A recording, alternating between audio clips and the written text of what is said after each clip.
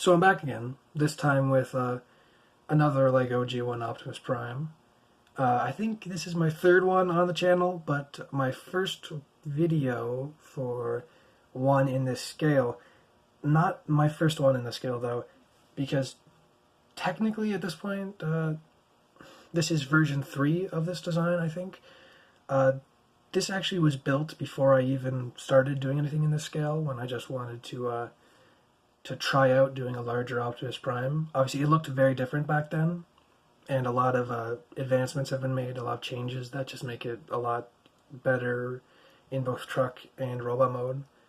And then I updated that design once I got into this scale, and then this was my update of that, which I didn't like very much. And then from there, I've actually updated this slightly from how this originally looked, which I ordered the pieces for this the same time I ordered my Soundwave, which was the last thing I posted. So yeah, since then, this actually has gone through some very slight changes. So yeah, I will link the original, the second version of this design in the descriptions, along with the how this looked before I made the small changes I've made for this video. So yeah, sadly, I never actually completed the first version of this design, so I can't link that. But if you're interested in seeing somewhat of the evolution of how this thing has changed over the years, that will be in the description. So yes, anyways, now that that's out of the way, let's actually get into it. So yes, it's a red and blue truck, as you can assume from it being Optimus Prime. Yeah, nothing too exciting. I think it looks nice, you know. Personally, I'm pretty happy with how it turned out. It does have a little bit of the lumpiness to it that a lot of Optimus Primes tend to suffer from, you know. But I don't think it's too bad. Things still line up fairly decently. There is this kind of cavity here, and that's because these rear view mirrors fold in. I could just have that in red, but personally, I prefer the look of the rear view mirrors to having that be filled in truck mode. So yeah, he does roll. Maybe not always that well, because the wheels do kind of rub here and there. One thing I am quite happy with this on this design is how low the bed is. Honestly, I think this is just the back of the truck. I don't think they have beds, but yeah, on the last version of this, which again will be linked in the description, this was much taller and it didn't look like a real truck. Obviously, this doesn't exactly look like an accurate truck either, because trucks don't look like this at all. Their backs are much more gappy, and you know, obviously you can't really do that with a G1 Optimus Prime, or at least not without really changing how the legs transform. Regardless, I'm pretty happy with what I got. His head is kind of obvious back there. It would have been nice to be able to implement some kind of panel to cover that. I'm sure it could probably be done, but it would have to be squeezed into there somehow, and personally it doesn't bug me enough to look into it, though I could probably add one in the future if I wanted to. So yeah, that's about that. He has the gas tanks.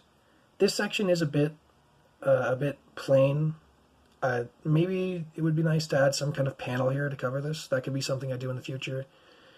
But yeah, from the bottom, you can see this is kind of a big gap, which is kind of unfortunate. Personally, I've never really cared about the underside of vehicles, and as long as the gap isn't obvious, I don't really mind. And sure, you can see it, but I don't find it really affects it all that much. So yeah, that's about that. For size comparisons, here he is with a minifigure. So you can see, I would say he's roughly minifigure scale. He might be a bit too small, but personally I think it looks fine. Kind of a dumb size comparison, but he's the only other G1 Transformer I have in his vehicle mode. You have it with Soundwave, so you can see the cassette player with the truck. Yeah, obviously that scale doesn't work, but that's kind of to be expected.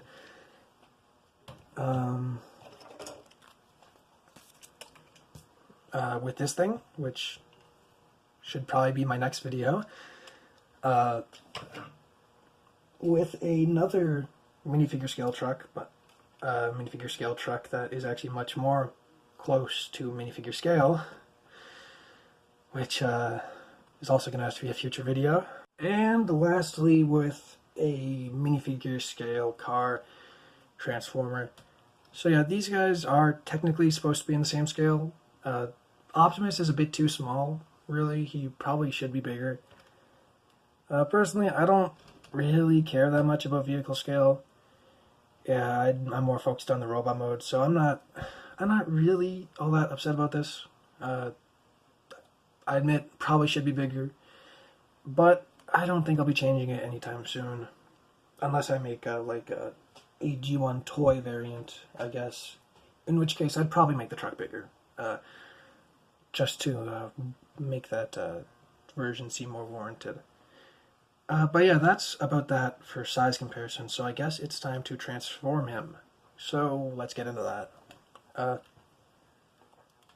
Now, this guy has slowly but surely been getting much less fiddly to transform.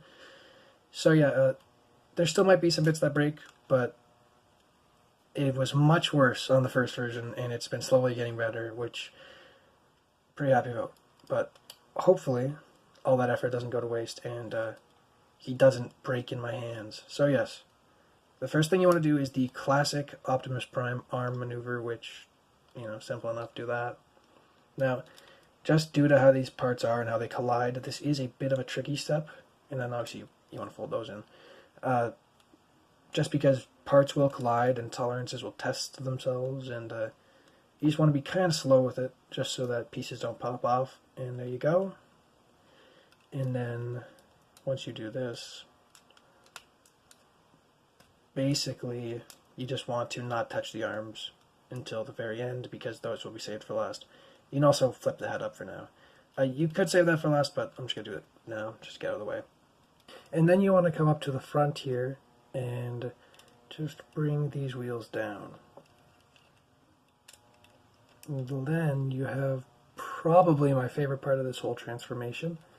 You just take this bumper and it actually splits in half, and then it folds down like that,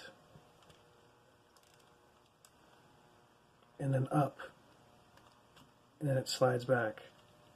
And that's how you make his flanks, his sort of tiered sides. And then I accidentally just did a second step there, and that's kind of breaking. Yeah, this can be a bit fragile, because you also want to fold these legs down while you're doing that. But yeah, and while I was doing that, this actually folded down slightly, so yeah, that's part of it. And then you can rotate these legs around, bring them down and out of the way. Then you can come back here and take these wheels, fold them up onto his butt, and fold the legs down. And then we can do these legs, which simply enough, you just fold down these little knee pads, take out his feet, fold back his wheels, and then his legs can just split. So yes, and then he's actually fairly easy to get standing. He's got a nice solid standing base, which is good. You're going to want to rotate this shoulder bit so that the dark gray is facing up. And then you can fold back the smokestacks and actually slide them down. Then you're going to want to accordion back the elbow so it kind of sucks in and makes his arms a little bit shorter, a little bit more proportional. And then, simply enough, his hands kind of come out, and they're kind of awkward, and they're also only attached by one stud, so when you're trying to pull them out from behind awkwardly, you can sometimes break them off like I just did. But typically they aren't too fragile. It's just right now I'm being an idiot. So yeah, his hands are kind of weird paddles. That's just what ultimately could fit into there. Okay. And then you can just rotate the head, and he is done. So yeah, that's him, G1 Optimus Prime, and I think this robot mode looks pretty good. It's not perfect. This bottom section here is a bit awkward. Near the bit middle, it kind of gets a very thin. You can rotate that so that it's slightly wider and looks a little bit less like that. Yeah, and I think other than that, I think his proportions are pretty good. These gray sections that were the bumper maybe are a little bit too big. I think it's worth it just for that the bit of transformation, which I think is just really cool. And from the back, you can see he's got the wheels back there, but like he's fairly clean. One neat thing is that if you look back here at his heels, these heels are only attached by a clip, but they're held in place because the wheels stop them from folding up any further, which actually is why he is so solid when standing, which I really like. As far as articulation goes, at his head, it's just a simple rotation, and you can kind of look down. Can't really look up, but you can rotate it around. At his arms, the shoulders are a bit limited just by the way they're shaped.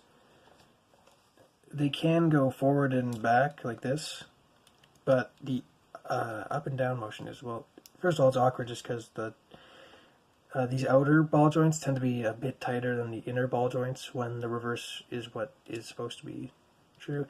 But yeah, that's as far out as it can realistically go, which is kind of a bummer. It's not, you can't really get very many like dynamic outward shoulder poses, sadly, but that's just how things worked out with his big blocky shoulders.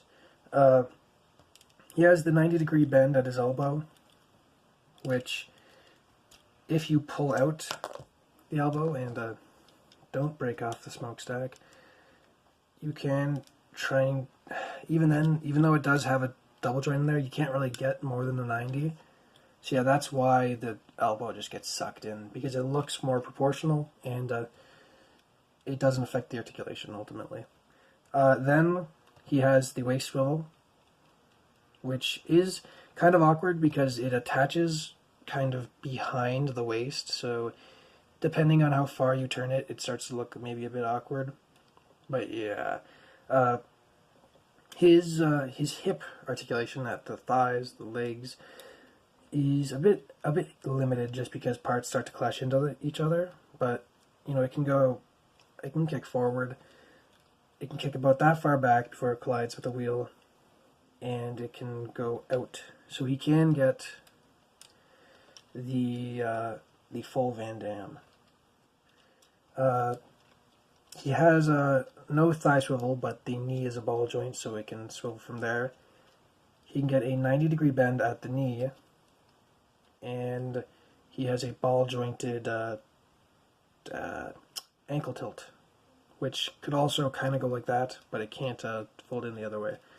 The last little bit of articulation, which I don't really count, is you can kind of use this as some kind of ab crunch, but it's so loose and so low.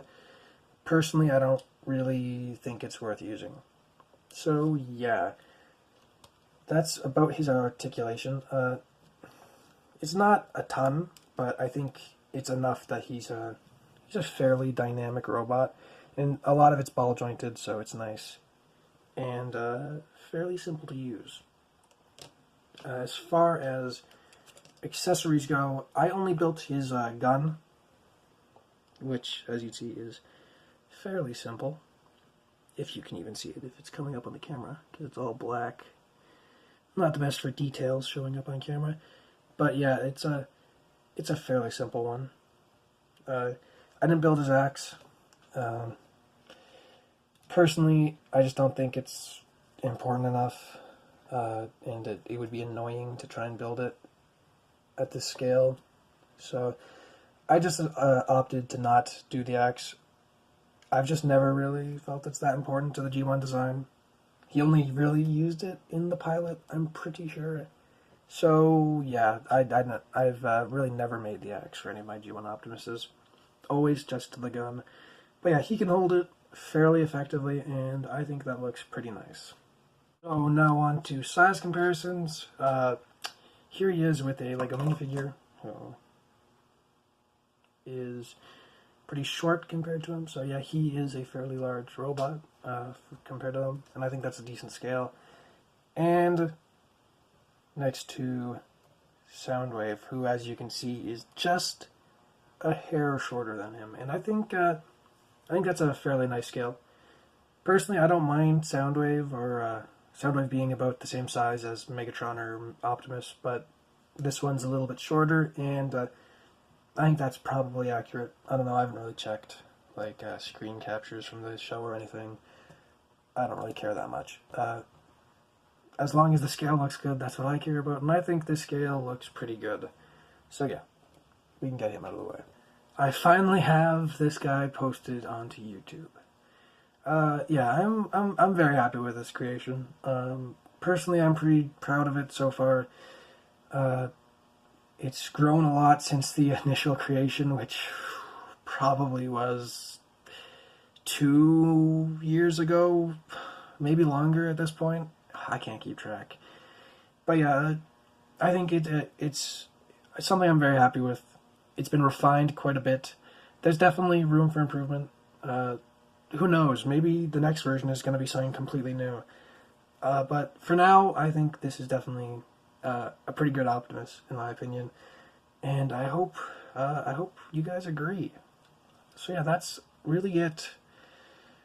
Hopefully, as it becomes summertime and I have more free time, I can post a little bit more frequently, because I actually have stuff to post now, you know, like that truck I showed earlier, and a couple of cars, which have been waiting, just like this Optimus was. Anyways, enough about my inability to create YouTube videos at any decent pace.